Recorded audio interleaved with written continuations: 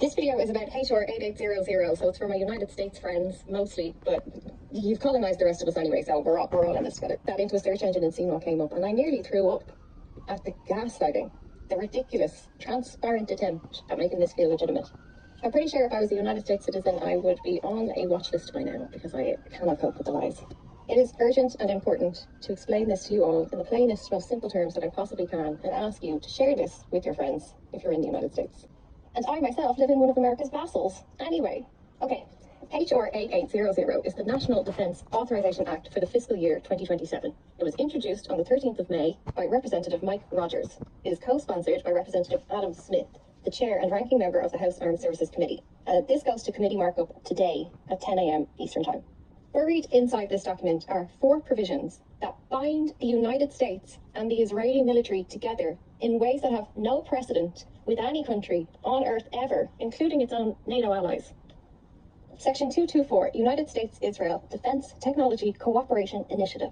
The Secretary of Defense must designate a single executive agent, a permanent, dedicated official whose entire job is synchronizing U.S.-Israeli military cooperation across AI, machine learning, autonomous weapons systems, quantum technology, cyber warfare, electronic warfare, directed energy weapons, biotechnology and biomanufacturing for defense, network integration and data fusion.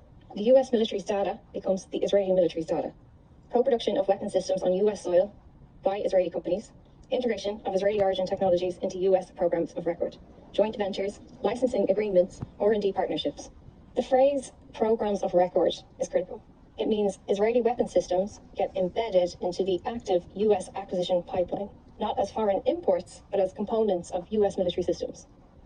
That's not aid, that's a structural merger.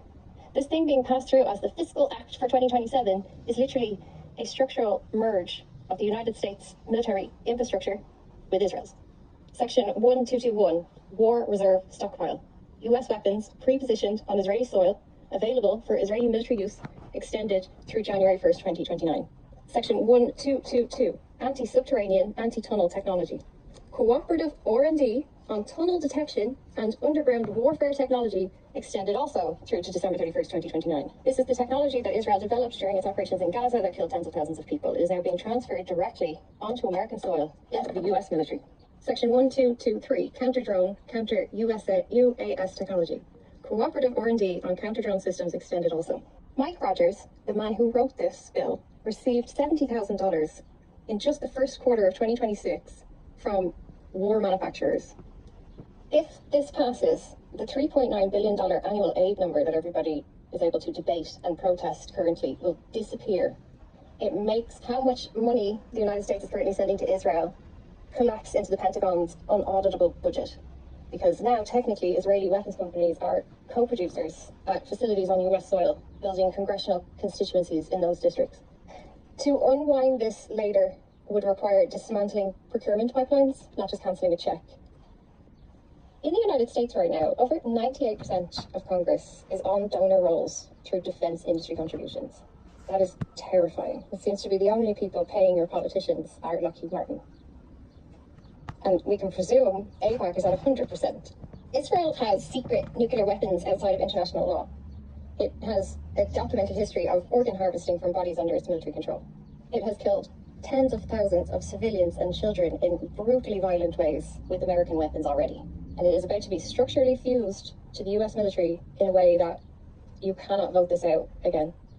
The amount of money that Mike Rogers has taken from war hawks doesn't really properly fit on my screen, but I'll let you pause to read, and I will share this table in my Discord as well.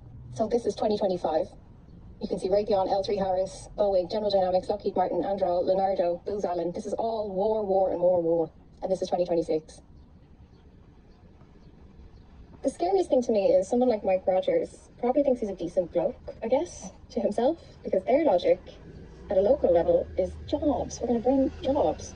No matter what the jobs create, no matter what the outcome of your only biggest industry being war, Alabama gets jobs.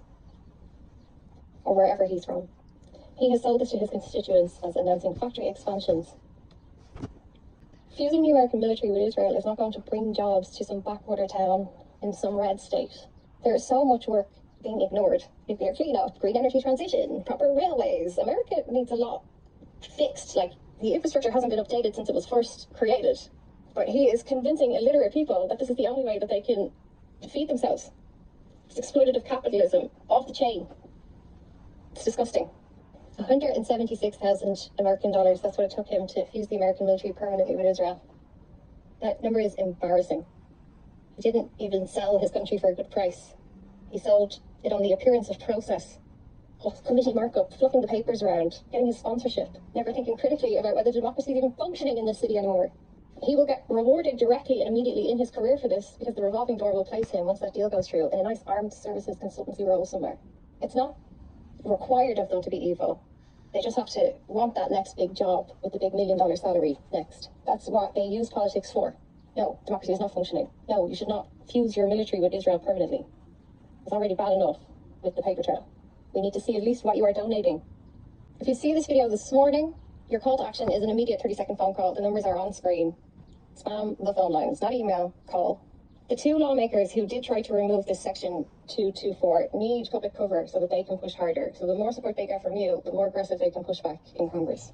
Even if it clears the House today, it'll still have to go through the Senate, so it's not too late to put pressure on if it's past 10 a.m. But ultimately, you have to divest. You have to stop feeding the war machine. If you have not checked yet where your 401k or your index fund lives and who's in it, do it now. If your future is invested in war, then you might as well just pull out your retirement savings and go to Las Vegas, because there's no future if you keep investing.